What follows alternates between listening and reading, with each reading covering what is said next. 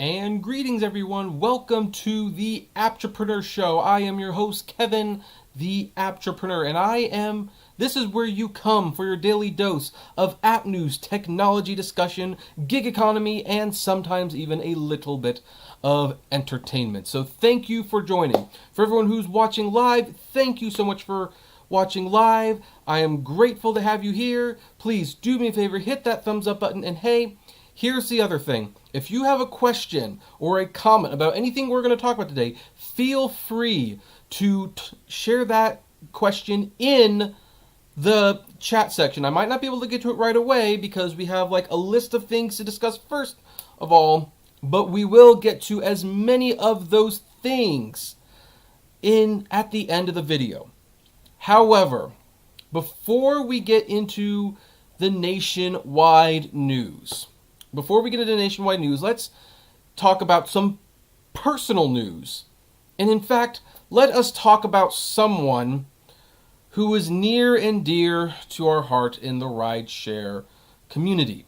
Someone whose modesty is only matched by his kindness. I'm sorry, I could not resist.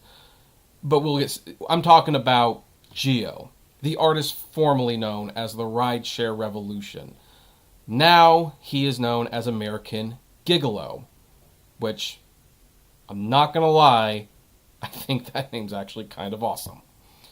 Now, me and Geo have had a very complicated relationship, and I frankly don't feel the need to go over it here. I think, after April Fools, we kind of got to a good place.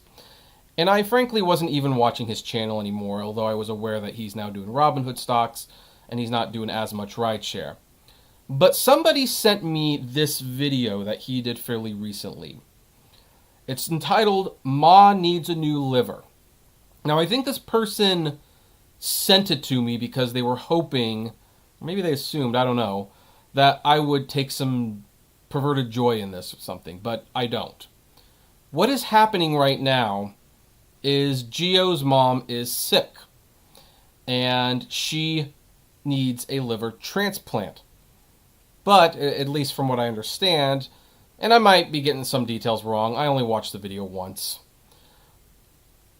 Because of the nature of the operation, they will need to pay out of pocket a very large sum of money so that his mom can have some around-the-clock care after the transplant, assuming she can get one. Now, Geo has very rarely, he says never, but it's very rarely has he asked for money from his subscribers.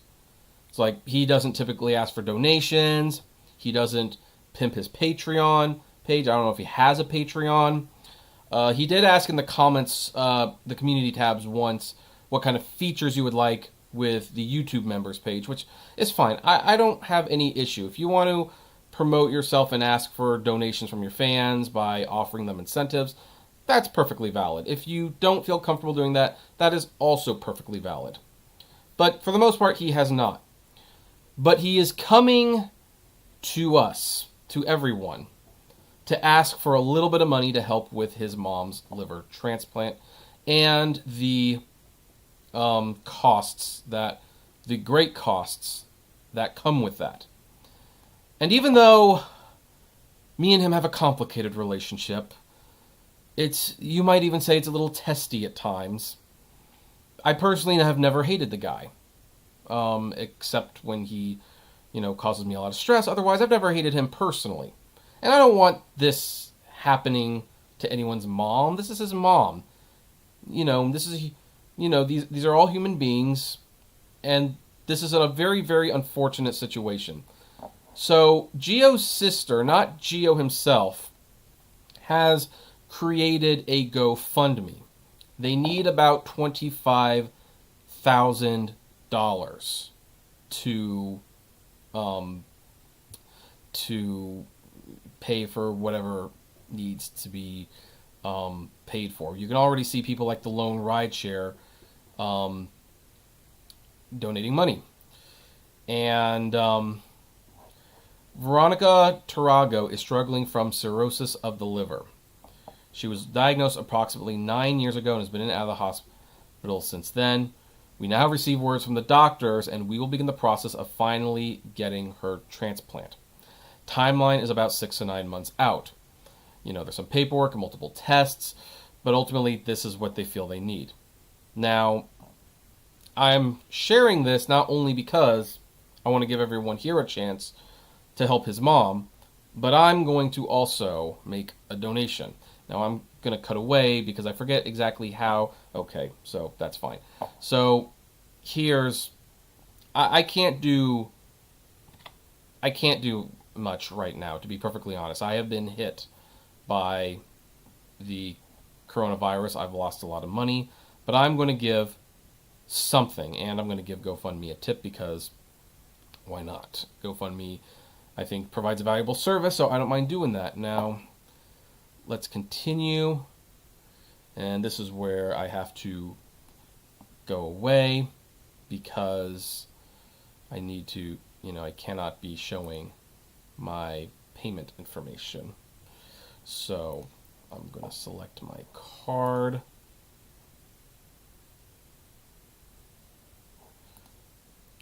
Going to pay. What's going on? Why didn't that work?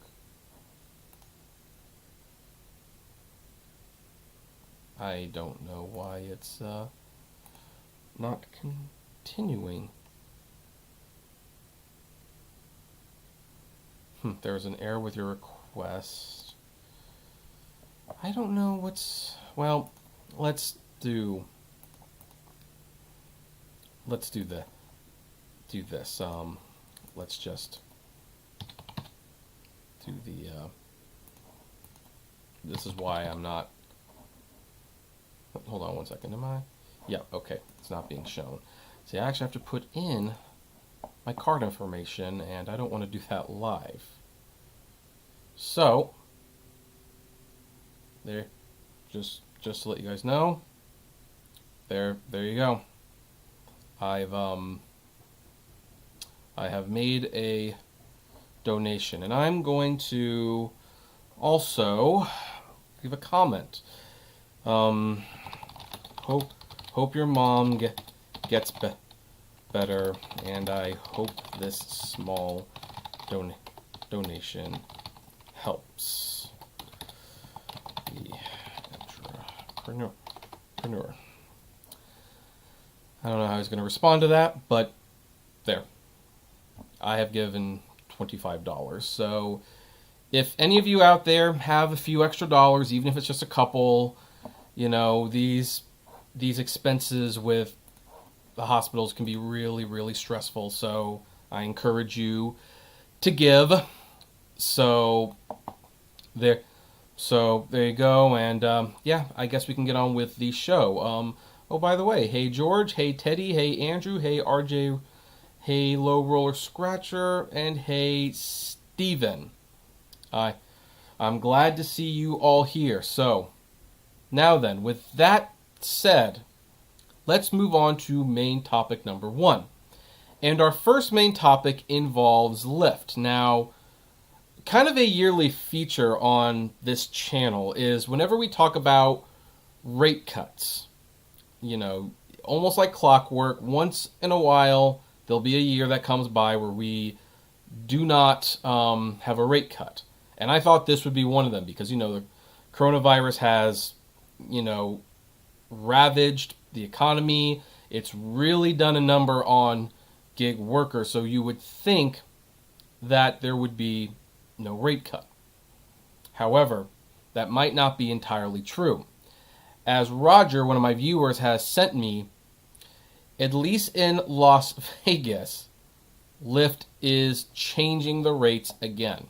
Now, is this a rate cut or a rate raise? Well, it's probably not a raise, but it is probably a cut in the slyest of ways. And let's look at what's going on. So, earning on pickup and new cancellation policy. Based on feedback from drivers, there are 2 important updates coming on June 29th, so 6 days. Start earning on pickup. Last August, we introduced a new rate card that paid for time and distance towards a passenger. We learned that many drivers prefer to earn on the original rates. We've heard you, so we're bringing back the way you used to earn with higher per mile and base rates for every ride, starting when you pick up the passenger. So here's what happened. Basically, Lyft made a change to the rates last year, where if you were on your way to pick up the passenger, you would get paid a certain rate while you were picking that up. But they also lowered the rates for when you were starting the trip. A lot of Lyft drivers correctly pointed out that that was Lyft taking more than what they were giving.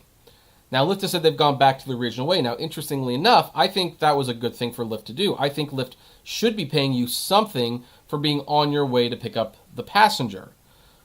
Nobody wanted it at the expense of their own rates. But c'est la vie. So, I think Lyft was probably making more money that other way. I don't know. And maybe what's happened now is Lyft is still charging for the customer pickup rate, and they are now pocketing all that money. I don't know exactly what's going on behind the scenes, but that's not as concerning as this other change. The other change is a cancellation update. Earnings on qualifying cancellations are now based on the time and distance you drove to the pickup. The cancel minimum will be $2. For more information on this change, please visit our help center. So the cancellation fee is pretty well known. Depending on what state you are, it's always a consistent $4 or $5. You're heading over, and depending on how long, you're heading over, it's usually just a few minutes. If someone decides to cancel, you get $4 or $5 in your account. No questions asked. You just get that money. Well, now Lyft has changed it so that depending on how long you've been waiting or how far you drove before they canceled, your cancellation rate could be as little as $2. Now, I have no doubt Lyft will be charging the full $5 still, and when they do that, they will just pocket the difference because Lyft, unlike Uber, does not have a food delivery option. They don't. So Lyft has been especially struggling, and what happens when companies are struggling and they're drowning? They squeeze their customers. But in this case, the customers are the drivers. Therefore, they are squeezing the drivers. Now, as you can see, these are the new rates if you're in Las Vegas. This may or may not reflect where you currently live. You have to check your own email. And, 60 cents per mile, yeah. Whatever. Minimum you'll earn little less than $4. Not even $4 for a ride. Like $3.95 or something like that. That nickel's so important. So, the person who sent this to me also sent this comment from Facebook where this person said, Lyft is getting worse and worse. Sure they are. So, the reason this is happening, again, is because Lyft is struggling. They're drowning. They are not doing very well at all. And as a result, they are now going to be squeezing the drivers for a few more dollars per ride. A few more dollars. And here's the thing. Some people might be apologetic towards Lyft. Like, well, look, it's not a lot of money. It's just a few dollars. And, if you're getting $2, you probably didn't drive very far anyway. That's not the point. The point is, you used to get a whole $4 to $5 for your cancellation rate. Let's just say $5. Lyft is going to still be charging that full cancellation rate. Only now, depending on how much miles, you'll be getting $2 and Lyft will be pocketing $3. And considering the thousands upon thousands of trips that are canceled a day, this is pure money. It's like a bank fee. And it's a 100% profit. Heck, it might be a 10,000% profit, depending on how you look at it. So, anyway, I would like to know, what do all of you think about this change? Do you think this is not a big deal, that, hey, it's just Lyft being Lyft and I could live with this change? Or do you think, no, this is a big deal, and does this affect your decision to drive for rideshare in the future? I mean, I'm actually kind of amazed, honestly, that more people have not left rideshare during this whole mess. And look, A lot of people said they were going to go back to rideshare, and look, what do you have to look forward to? Cut rates. That's wonderful, isn't it? Anyway, I'd love to know your opinion. Comment below, like, favorite, share, subscribe, and as always, flame responsibly. Now then, before we get to the next topic, I see we have like 23 people who are here. If you haven't given this video a thumbs up, please do. It would be really appreciative. Ooh. And with that said, though, let's get on to main topic number 2, which interestingly still involves Lyft. Oh, hey, Cool Cat and Josh, how you doing? So, Lyft and Uber, both the companies, have been caught in a little bit of controversy since last year, maybe even a year before, when it comes to people with disabilities. Now then, I have spoken about this. I am, for the record, legally disabled, so this gives me a unique, maybe not a unique perspective, but maybe a little bit more of an authoritative perspective. And I have largely defended Uber and Lyft when the Americans with Disability Act have basically said that, you know, these companies discriminate against them, that they do not provide enough disability accessible cars and they are not disability friendly. I've defended Uber and Lyft by saying, you know, if the concept of they don't operate their own fleet, they have independent contractors who provide their own vehicles for the service, I've defended the companies by saying Uber and Lyft don't offer their own fleet. Therefore, they cannot be discriminating against you because they are not providing cars. Therefore, they are not actively selecting cars that are not friendly to people with disabilities. Drivers can, in fact, upgrade their cars to be disability friendly, but they don't get paid any extra money, and those cars are more expensive to operate, not to mention there's a huge upfront cost to converting the vehicles. So I've always defended them. I have always defended them in this. However, apparently, Lyft is going to pay a fine for this. So this is an interesting story. Let's look at this. Lyft has agreed to pay the U.S. government $40,000 over claims that its drivers discriminate against people in wheelchairs. The complaint was brought by the U.S. Department of Justice, which said the ride-hailing company violated the Americans with Disabilities Act, a federal law, I don't know why that keeps popping up, that protects people with disabilities. Lyft also paid damages to 4 people with disabilities who say they were discriminated against. The Justice Department began its investigation into Lyft after a Los Angeles-based man who uses a foldable wheelchair filed at least 12 complaints against the company. He said he was routinely refused rides or treated rudely because of his wheelchair. Several other lawsuits have been filed against Lyft over allegation that it discriminates against people with disabilities. The claims in those suits include people alleging Lyft doesn't provide enough wheelchair-accessible vehicles and doesn't adequately train its drivers about the ADA. Uber has also been sued by disability groups under similar allegations. So, here's basically what's happening. The drivers, at least according to the customers, have been discriminating against people in wheelchairs. Now, it's not right to do that, by the way. You cannot do that. I do understand that people are, I don't know what it is with this. I just keep saying wait. The page is working fine. Anyway, let's go over here because that's just going to be distracting me. They have pointed out that wheelchairs are a hassle. They're an absolute hassle. I understand this. I totally understand this. You can't be discriminating. Lyft is settling, basically saying, okay, there's enough here to say that our drivers are, in fact, discriminating against people with disabilities, so we're going to pay a fine. But here's my question. Here's the conundrum I find in all of this. With Lyft doing that, they're kind of admitting that they're part of the problem. And the whole concept of Lyft and Uber, again, is that you're an independent contractor.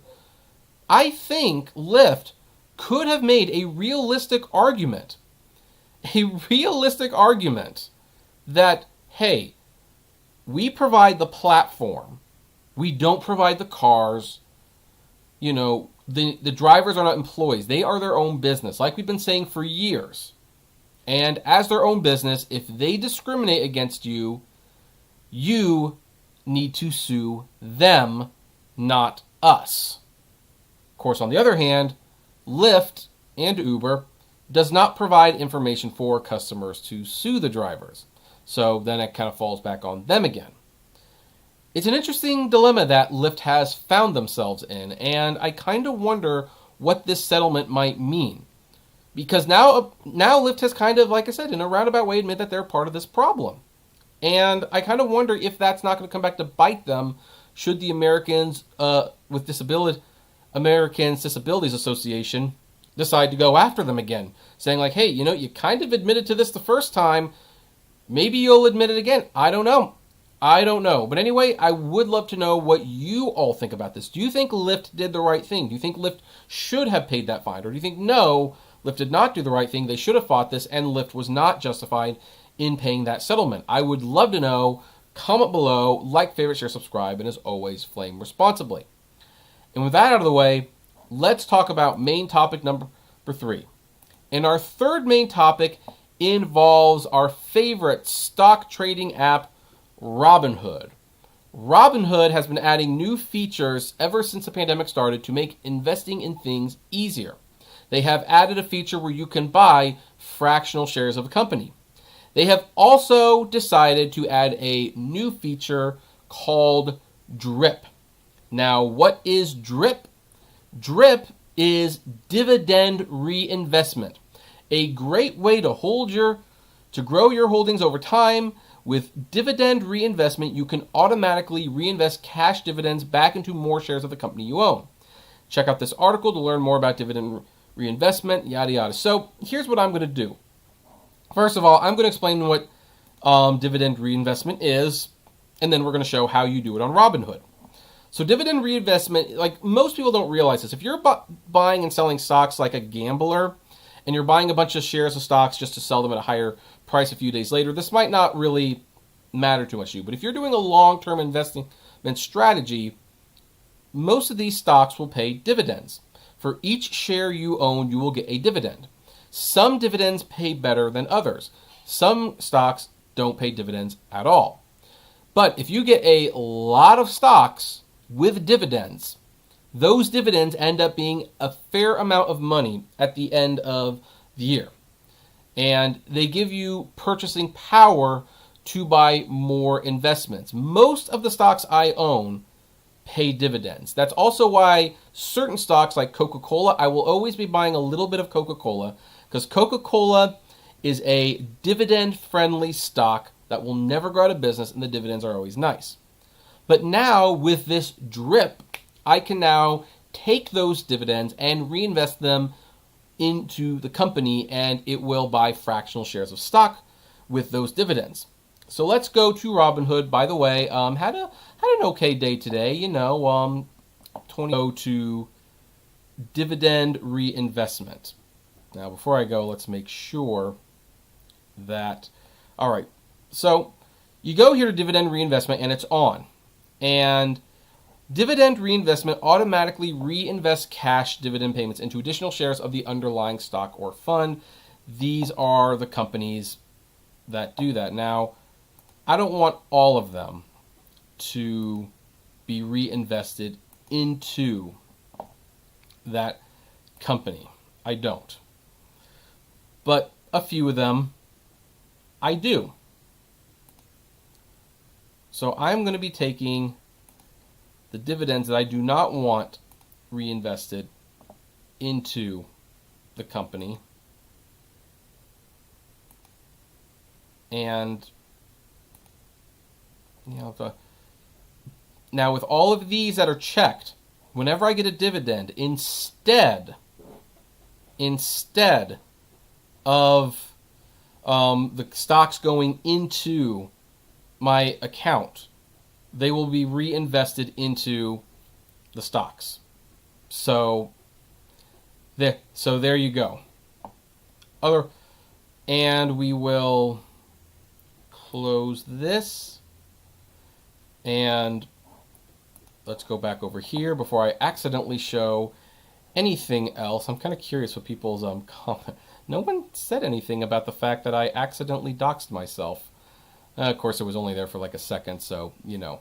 But anyway, that is how Robinhood Drip works if you want to reinvest your dividends into the stocks that they came from. It's really easy, and hey, for some of these companies, you might as well. It's like the fruits of the labor are in the pudding. So anyway, what do you think about that? Are any of you going to be reinvesting your dividends into Robinhood, into the stocks through Robinhood? Or are you going to keep those dividends and you're going to use them to either withdraw them or just outright buy more stock overall? I would love to know.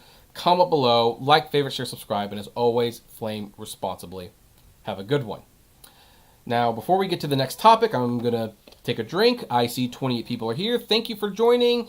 Hey, if you can and you haven't yet, give it a thumbs up. It would really help the channel. Thank you very much.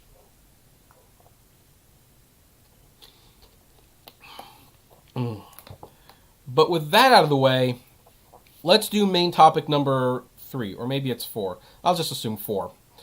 And our fourth main topic includes Uber.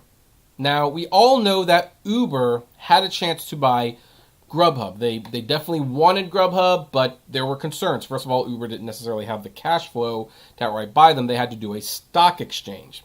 But the other concern is that politicians were looking at Uber because that could have created a monopoly for several cities and several states. And as a result, Grubhub had some concerns that Uber apparently wasn't willing to meet.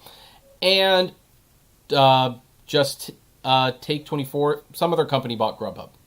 Well, now there is a rumor, and this is just a rumor, but I figure I might as well address it, that Uber might buy Postmates for $3.9 billion. And I got several emails about this, and that's why we're addressing it now. Because everyone sent this article. The thing is, I don't think this is actually true. First of all, there's really no article here. There really isn't. I don't know why that keeps popping up. And there's only some bullet points. In the wake of Uber's talks with Grubhub falling apart, BTIG, which is an investment firm for the record, says the rideshare company could look to buy Postmates for in fact, they have a stock tipper for Postmates. This Postmates does not have stock yet that I'm aware of. Now, this is from Seeking Alpha. It's a reputable source. I don't know why that keeps popping up. But the firm estimates that an all-stock Postmates deal would be 4 to 7. Speaking of Postmates, they're sending me like an offer. Would be a 4 to 7% dilutive. And the Grubhub deal would have offered about $600 million in synergies, and BTIG sees this figure as possible if Uber splits with the self-car unit and buys Postmates. Here's what's going on, and we'll just exit this right now. If you search Uber Postmates and you go to news, it's the only article that says they might buy Postmates. Like, there's just no other. So you know what's going on here? This is most likely, and this shouldn't be what the case is, but it is sometimes. Whoever wrote this article at Seeking Alpha probably owns shares in Uber. And they probably want those shares to be propped, so they have written a speculative article that Uber might be buying Postmates, and they're hoping that it catches fire. And you know, you'd be very surprised how many buyout rumors start because some rogue investor writes an article for Seeking Alpha, and then other news articles say, "Hey, well, Seeking Alpha is saying it, so let's write our own articles, and we'll just say that it's a rumor." And ultimately, nothing comes of it. Nothing comes from it. So, that's what I think is going on. I don't think there's any real legitimacy to this Postmates rumor. I don't.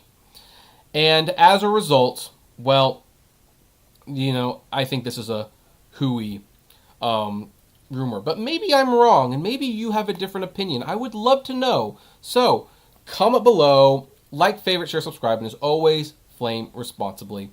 Have a good one. With that out of the way, let's talk about main topic number 5. And it's interesting because Jody just left a comment recently that said, movie theaters are going to do something soon, or they're not going to be around anymore at all because of the theaters where I live haven't opened yet. Well, it's interesting because our next topic definitely does involve the movie theaters. It's interestingly not a movie theater story, but it will affect them, and it does add some concern for some people that maybe the movie theaters are not in a great position, as they say.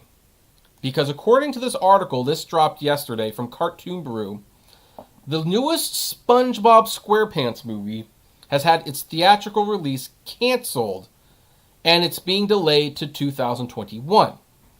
Now, I read this, and this baffled me. Because here's the thing. Movie theaters are going to be reopening in about a week or so. Maybe 2 at the most. They are reopening. There's not been enough movement to suggest that they will not open. And unlike most movies that have bypassed the theatrical release, like Artemis Fowl, when you watch that movie on Disney+, it's clear that was not going to make any money. When you look at Scoob, it probably would have made a little money, but not a whole lot. And based on how they're just pretty much dumping it on HBO Max shortly after selling it, shows that they didn't make a lot of money.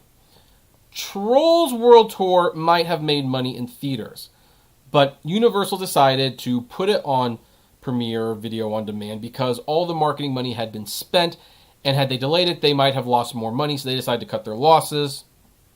But SpongeBob periodically makes money.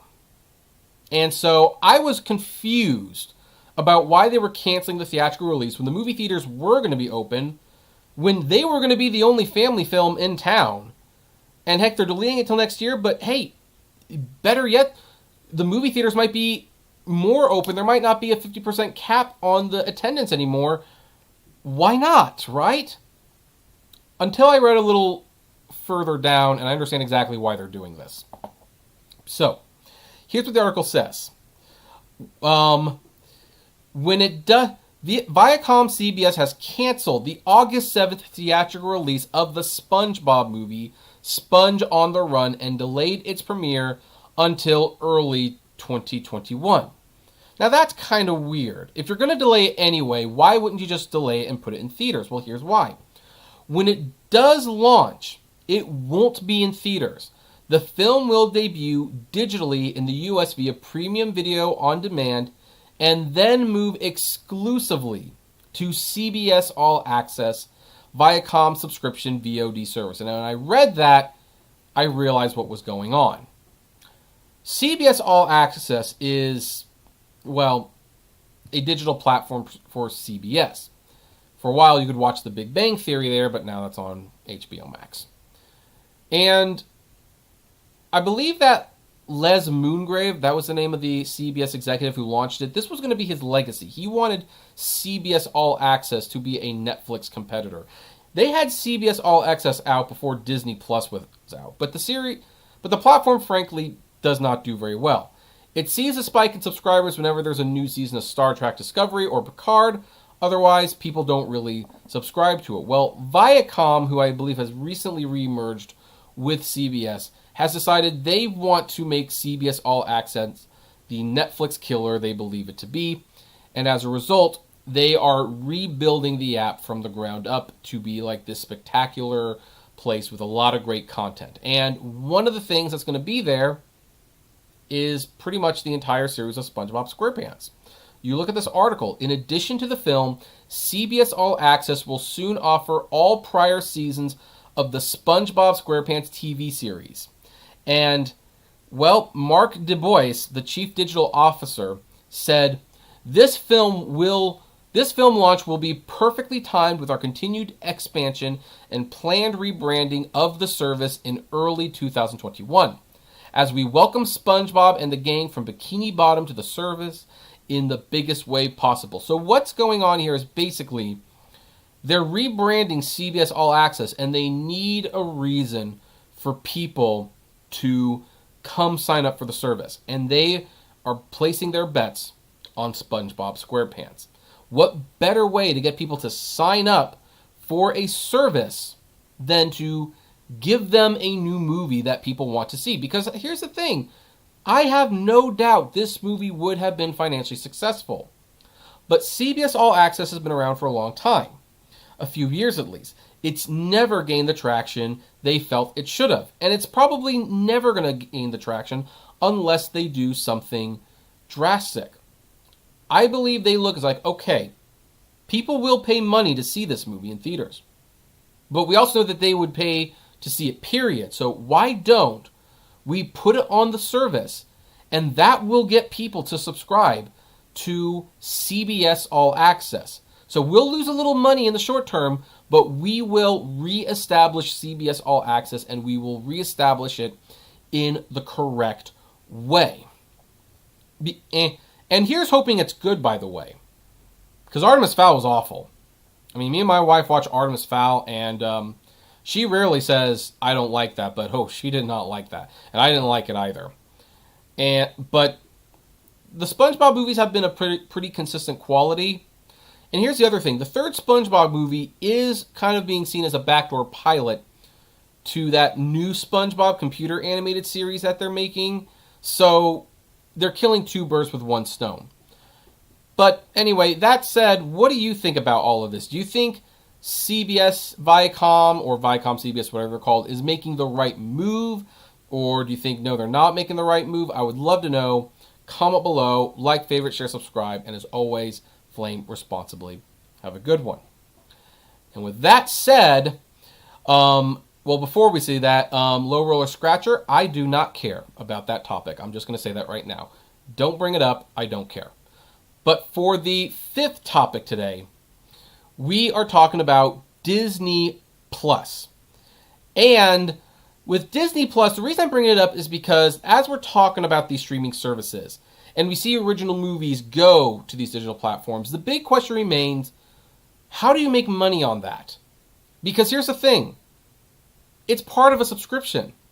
Sure, you'll have viewers, and people will watch it, but it's hard to gauge whether or not that's actually the viewer. Would they actually buy tickets to see that? Is that successful when people are watching it basically for free? How do you measure success of a direct to streaming premiere? I mean, heck, even back in the old days when things went direct to video, I mean, at the very least, you had to buy the tape. You had to buy the VHS tape. Otherwise, it wasn't going to make money, and there'd be no reason to do it. But now you see Netflix spending $200 million on The Irishman, and Disney takes a $125 million film, and they put it on Disney Plus. How do they make money? Well, we might get our first litmus test of how that's going to work. Because Disney is ending the Disney Plus free trial because of, quote, compelling entertainment offering. Now, what's that mean? Well, here's what's going on. So, if you're hoping to try out Disney Plus and see what all the fuss is about, before you plunk down some cash, Disney has some bad news for you. The entertainment giant on Friday said that it's ended all free trial promotions for Disney Plus.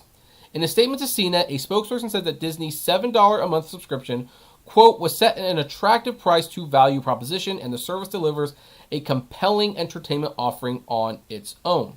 The move is somewhat surprising in an industry that lives on free trials. Netflix, for instance, lets people try out the service for 30 days before charging. Apple has offered free one-year subscription to its Apple TV Plus service for those who buy its hardware. So you look at this and you wonder, okay, what's going on? Is this just being cheap right now? Well, here's what's going on. Hamilton is premiering exclusively on Disney Plus on July the 3rd. Not the 4th, July the 3rd. Disney spent some $40 million acquiring the rights to Hamilton. Now, how do you make that money back when you were going to put it into theaters and now you had to cancel it and you have to put it on streaming? Well, we've got an idea. Take away the free trials. That way you could actually measure pretty clearly whether or not, I don't know why that box keeps coming up, whether or not people will sign up for the streaming service just to watch that movie. In fact, this might be the way that most streaming services do things. I think the free trials, if this proves successful, will come to an end. Because that's how you truly measure if a movie is driving people to your service. You take away the free trial and they sign up for it anyway because there's a movie that is on the streaming service that they want to see. Honestly, it's kind of brilliant. And I think Disney might actually succeed on this one. Hamilton, which for the record I have not seen yet, but I've listened to the soundtrack, and the soundtrack is awesome, is a very, very popular show. At one point the tickets were $500 a seat, sometimes more. And it's so popular that one of the first things that Vice President Mike Pence did after Donald Trump won the election was he took his son to see Hamilton on Broadway. He basically used his clout as vice president to see a show that nobody could go to see. Hey, don't judge the man. You do the same thing and you know it. But that said, Disney paid a lot of money for the streaming rights to this. They were going to put in the theaters. That changed. It's going to Disney Plus. They got to make their money back somehow. This is how they're going to do it. And I believe there's a lot of new people who will sign up for Disney Plus and pay that $7 just to watch Hamilton. For that matter, I think this would have worked for Broadway HD. So Hamilton just seems like one of those shows that, especially with the original cast members, that could draw a lot of people to their service. So I think this is going to be a very interesting test. Especially if, it's successful, and guess what? You're going to see more companies do it. You're going to see Hulu, Netflix, maybe even ESPN. They'll take away their free trials whenever there's a new movie coming out, and they'll make people essentially pay to see the movie. However, that said, what do you think about this? Do you think that's a valid way to measure success on a streaming platform, or do you believe it's not a valid way to measure success on a platform? And would you sign up for Disney Plus knowing there's no free trial just to watch Hamilton? I would love to know. Comment below, like, favorite, share, subscribe, and as always, flame responsibly. Now let me take one more drink before we get on to our final topic. Hey Lance, how you doing? Hey, if there's any new viewers here who haven't given the thumbs up yet, please do. That would be very helpful. Actually, maybe it won't be very helpful because of the accidental doxing. I have to download the video and re-upload it correctly.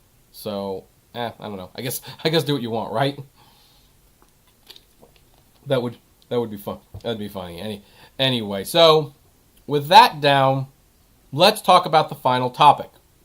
And the final topic for this is, and here's a message. If you take anything from this message, take this one. Keep your DVDs. Keep your DVDs, keep your Blu-rays, keep your physical media. Because more and more we are seeing censorship taking over things and removing our entertainment and things that you like to watch from streaming services. Now then, the latest victim, well, I don't know if it's a victim, but the latest example of media being taken away is actually 30 Rock. 4 episodes of the classic, I say that kind of sarcastically because I honestly don't really watch 30 Rock. I've only seen like a few episodes, to be perfectly honest, and it's okay. But there are going to be 4 episodes of 30 Rock removed because there is blackface at Tina Fey's request.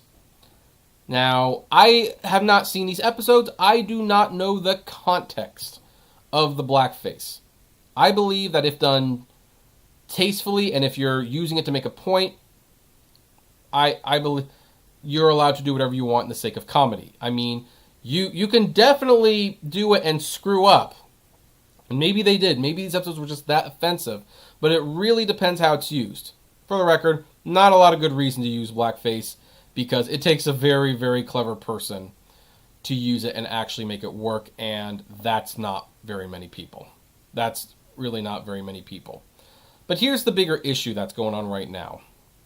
30 Rock is removing episodes, and they will no longer be available in reruns or streaming form. And this is not the first time this has happened with a TV show. You might agree with this one, by the way. You might agree that these episodes should be pulled. I personally have the opinion nothing should be pulled, nothing should be censored. Contextualize it if you must, but once you start pulling things, you enter a very, very, very slippery slope. And I say this as someone who has had episodes of TV shows that I like removed, like, for example, the Stark Raving Dad episode from The Simpsons, which was pulled because Michael Jackson guest stars in it. Don't agree with that. Never have, never will. So what Tina Fey says is, as we strive to do the work and do better in regards to race in America, we believe that these episodes featuring actors in race-changing makeup are best taken out of circulation. Fey wrote a letter to the platforms. I understand now that intent is not a free pass for white people to use these images. Well, it's not, but, well, that's probably a bigger topic. I believe you can do whatever you want. It's a free country. And hey, if it completely backfires and you lose your career because you do it, that's on you. I apologize for the pain they have caused going forward. No comedy-loving kid needs to stumble on these tropes and be stung by their ugliness. I thank NBC Universal for honoring this quest. Well, it's interesting that she says no comedy-loving kid needs to stumble upon these tropes, because if they don't stumble upon these tropes, they might not know that they're offensive and why they're offensive. And again, I don't know the context of what 30 Rock was doing, so I don't know how to defend this too much other than to say that I don't think you should be censoring things. I do not think you should be censoring things. It's just, in fact, let me pull up a couple articles to emphasize my point, because we are entering an era where we're getting a little out of control. Everything is offensive these days, and I'm looking for a specific article here, but I think it's this one. I don't know. I'm sorry. I'm losing focus here. Sorry about that, folks. Because once you start taking things away and you start putting warnings on things, especially something that recent, then it kind of gives leeway to censor and remove anything else. If you want to know exactly what I'm talking about, here's a article that Variety wrote. 10 problematic films that could use warning labels. Well, there's Dirty Harry. Why? Because the film mocks liberal judges and do-gooders, and the villain claims police brutality, planting the seed that other charges are fake moves to get sympathy. Forrest Gump. Why? Because Forrest is named, the title character is named after Nathan Bedford Forrest, who was named after his grandfather, the first Grand Wizard of the Ku Klux Klan. Might I add, the whole point of him being named after the Ku Klux Klan leader was because his mom wanted to remind him that sometimes people do things that just don't make a whole lot of sense sometimes. You have Indiana Jones and the Temple of Doom, where, they're stereotyping Indians who pull hearts out of chests, because we all know that's something Indians do, right? Me Before You, it normalizes suicide. Interestingly, so basically the movie presents the idea that suicide is better than a life with disability. Admittingly, I'm offended by that. I had issues with that movie for that reason, but I wouldn't tell other people they can't watch it. Once Upon a Time in Hollywood, that's not even a year old. Based on a controversial depiction of Bruce Lee. No, it wasn't controversial. Bruce Lee's daughter had an issue with it, and I don't think she's necessarily a great judge of, well, subtlety. I think she's too close to this topic to basically be able to say that. And it's even starting because, look, Sky TV is actually warning people, giving trigger warnings to movies that might have problems. Like, look at this, Aladdin. This film has outdated attitudes, language, and cultural depictions which may cause offense today. Today, this movie came out 1 year ago. Just one. And it's already offensive. They've also put warnings. Interesting. They have Sky 3D. It's nice that they still have 3D on demand. But they've also put warnings in front of movies like The Goonies and the live-action Jungle Book and The Jungle Book and Breakfast at Tiffany's, which makes a little bit more sense, and Flash Gordon. Aliens. Like, they put a warning in front of Aliens because I don't know. But this just cracks me up. But are we really surprised at this point? Look, we're starting to remove episodes of TV shows. We have technically already removed Gone with the Wind, although it is coming back with a contextualizing intro, and I think that's good. Movies that are 80-year-olds, you probably need to contextualize them. But I'm getting a little concerned because, again, I don't know what episodes of 30 Rock they are. I don't know what the blackface was about. I don't know if it was justified. I don't know if it was funny. I don't know any of that. What I am saying is this is a very, very, very slippery slope. Like I said, they had that article. They were encouraging putting warning labels in front of Forrest Gump and Indiana Jones. Well, what happens if that's not enough in the future? And they say, hey, the Americans with Disabilities Association, the same people who are fining Uber and Lyft for being discriminatory, even though I don't think they actually are now saying, maybe that movie's offensive to people with disabilities, you need to remove it. Like, where does it end? So I'm getting very, very concerned about where reconnection successful. Okay, so apparently now I am reconnected, so sorry that we lost you for a moment. But anyway, I think it's definitely a problem. It's a very, very slippery slope. I wish it wouldn't happen. But anyway, I would like to, of course, ask your questions. What do you think? Do you believe these episodes should be removed from circulation? Do you believe they shouldn't? Do you believe the trigger warnings are enough? Or do you think that they're kind of silly? I would love to know. Comment below, like, favorite, share, subscribe, and as always, flame responsibly. And with that done, time to get to the Q&As, and I see a $10 super chat from Roger. Thank you, Roger. I do tip my glass to you. Thank you for supporting the show. So, anyway, let's look at some of these comments. There's actually a lot of comments here today. And by the way, if you haven't given this video... Well, again, I have to take down the video anyway, so never mind. But, let's see here. So, Teddy was in the house. Andrew was here. RJ Royster, how does one such as myself flame responsibly? You flame responsibly by being respectful of other people's opinions, and you don't be a jackass. That's how you do it. Ryan looks like we addressed that. So, Josh says, theft are thieves. It's terrible what they're doing in Vegas. I agree, but are you honestly surprised? Lyft has been cutting rates for years, so what do you expect? Jody says, like I say, gouging is gouging. Uber and Lyft are sleazebags when it comes to people with disabilities. These companies keep it up. The government is going to mandate that they have to have disability-accessible wheelchairs. And that's going to be the interesting question, because right now, they can hide behind that argument. Hey, we are a platform. We don't make the cars. We don't own the cars. So if you have issues with there not being enough cars on the road, take it up with the drivers. If a driver personally turns you away, tell us and we'll deactivate him or her, but you've got to sue them yourselves because that's not our jurisdiction. It'll be interesting to see that.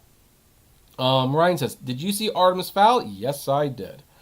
Yeah, I don't bother watching it. It's short, but it's painful.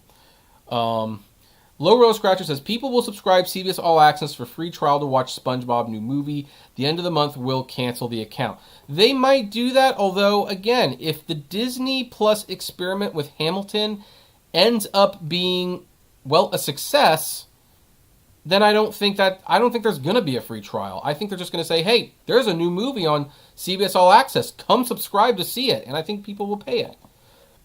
So, speaking of Disney Plus, have you seen any episodes of It's a Dog's Life with Bill Farmer? Nope. As I said before, no interest in that show whatsoever. If you enjoy it, I'm glad. I'm not interested.